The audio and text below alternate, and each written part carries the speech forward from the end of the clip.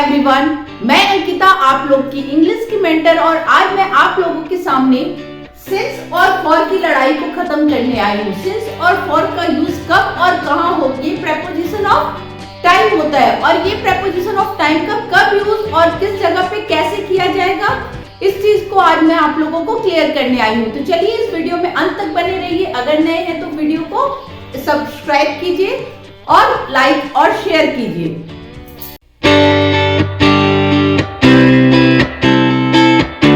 अगर आप लोग वीडियो में नए हैं तो प्लीज सब्सक्राइब कीजिए, लाइक और शेयर कीजिए। और आइए चलिए हम लोग सिंस और फॉर की लड़ाई को आज खत्म करते हैं। सिंस और for preposition of time. Since refers two point of time, एक समय के पॉइंट को सिंस बताता है। एक समय के पॉइंट को सिंस बताता है। जैसे कि कोई भी एक्शन आपका पास्ट एक एग्जैक्ट समय पे, एक एग्जैक्ट पॉइंट पे शुरू हुआ था बट वो टिल नाउ कंटिन्यूज है। Means anything that you started in past, you started in past but still it continues. Means जब मैं बात कर रही हूँ तो भी वो कंटिन्यू है, अभी भी वो फिनिश नहीं हुआ है, तो वहां पे हम लोग सिंस का यूज करते हैं। Mostly use in present and perfect continuous tense. जो प्रेजेंट परफेक्ट कंटिन्यूअस टेंस होता है ना, हैज, हैव बीन, इस टाइप के टेंसेस में सिंस का यूज किया जाता है।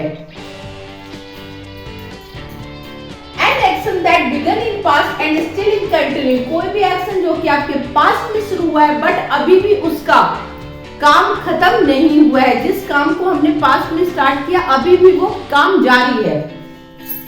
I haven't seen you since Monday. I haven't seen you since Monday. तो मैंने तुम्हें मंडे से नहीं देखा। मैंने तुम्हें मंडे से नहीं देखा। मैं फोन पे बोल रही हूँ कि मैंने तुम्हें मंडे से नहीं देखा, तुम इस अभी भी नहीं देखा। I have been reading this book since morning. मैं मॉर्निंग से इस बुक को पढ़ रहा हूँ। तो एग्जैक्ट पॉइंट है, देखिए मॉर्निंग, मंडे, तो मींस एक एग्जैक्ट पॉइंट की बात होती है, अब तक वो काम नहीं हुआ रहता है या तो हो गया होता है।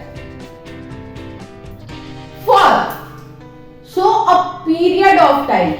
सिंस जैसे पॉइंट ऑफ टाइम को बताता है बट उसका पूरा अपोजिट हो जाता है फॉर, वो पूरे एक पीरियड को, एक ड्यूरेशन को बताता है। जैसे कि वो पास्ट में भी हो सकता है, वो प्रेजेंट में भी हो सकता है और वो फ्यूचर में भी हो सकता है।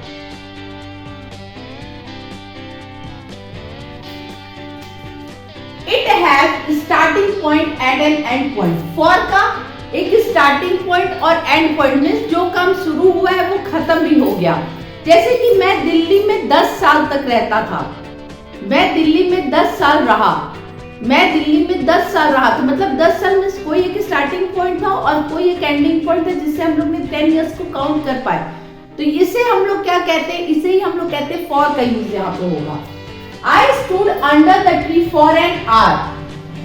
मैं एक पेड़ के नीचे 1 घंटे तक खड़ा रहा। तो 1 घंटा आपका ड्यूरेशन ऑफ टाइम है, जो कि आपको पता चला 1 घंटे के बाद वहां से वो हट गया। तो क्या हुआ, 1 घंटा जो पूरा बता रहा है वो क्या हो गया, for. It has been sleeping. He has been sleeping for the last 4 hours. For the last 4 hours. तो क्या हुआ, वो लास्ट 4 घंटे सो रहा है। तो वो क्या हुआ, 4 घंटा, उसको पूरा ड्यूरेशन ऑफ टाइम बता दिया। तो जब भी किसी सेंटेंस में मुझे ड्यूरेशन ऑफ टाइम का पूरा पता चल जा रहा है वहां मैं फॉर का यूज करूंगी। बट जहां मुझे point of time means starting point of time का पता चलता है और वो काम कंटिन्यूज है इन प्रेजेंट ऑल्सो, वहां पे सिंस का यूज होता है। आइए इस एग्जांपल के थ्रू सीखते हैं। सिंस जैसे कि एक पॉइंट ऑफ टाइम है 2020, 21, 22, 23 जो कि ये अभी चल रहा है। सिंस जब भी यूज होगा उसके साथ क्या होगा, starting point continues till now. एक स्टार्टिंग पॉइंट जो कि कंटिन्यूज टिल नाउ, आज तक कंटिन्यूज रहेगा। जैसे कि हम लोग लिखते हैं since 2020 till now, since 2020 till now. पर फॉर जब भी होगा ये पूरे ड्यूरेशन को लेके होगा, फॉर ये पूरे पीरियड को ले लेगा। For plus duration of time, ये ड्यूरेशन पूरा 3 इयर्स का है। For 3 years. For 3 years. I have been living in Delhi since 2020. I have been living in Delhi since 2020. I have been living in Delhi for 3 years. I have been living in Delhi for 3 years. तो since और for का अब problem आप लोग को होना ही नहीं चाहिए, क्योंकि मैंने इस वीडियो में पूरी तरीके से क्लियर करा कि क्या since और for.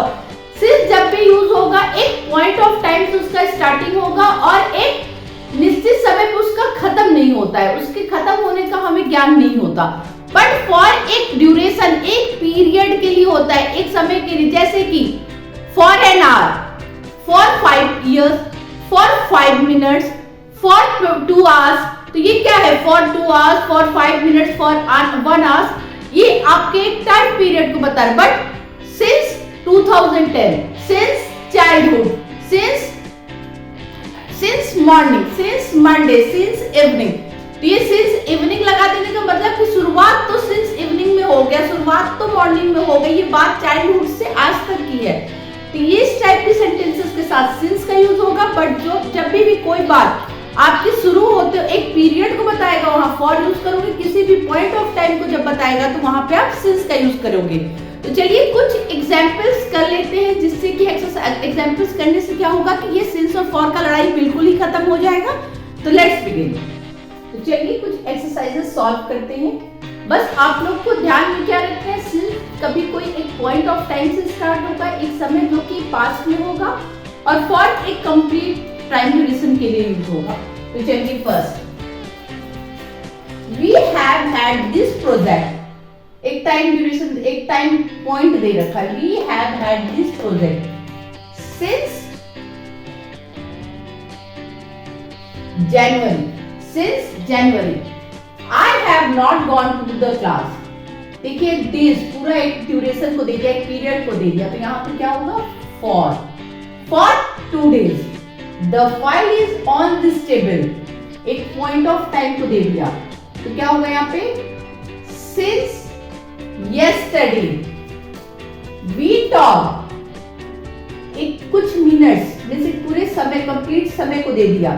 for a few minutes। Childhood, एक पॉइंट ऑफ टाइम की बात हो रही है, जो कि पास्ट की बात हो रही है। जो since childhood I always wanted to be an actor। I always wanted to be an actor। I have been working long hours। Long hours means एक ड्यूरेशन है, टाइम ड्यूरेशन है लॉन्ग आवर्स। तो यहाँ पे क्या होगा? For long hours. He has lived in New York. He has lived in New York 2010। एक point of time को दिया है। तो क्या होगा यहाँ पे? बिल्कुल ठीक, सिंस होगा, since 2010। She has lived in Sri Lanka. पूरा एक टाइम पीरियड को दे दिया, 25 years। 10 for 25 years। तो ये एक्सरसाइज के बाद आप लोग का सिंस और फॉर से रिलेटेड जितना भी प्रॉब्लम होगा, अब सोच रही हूँ कि पूरा ही खत्म हो गया है। अगर ये वीडियो आप लोग को पसंद आया हो तो please do like, share and subscribe my YouTube channel Ankita district. Thank you.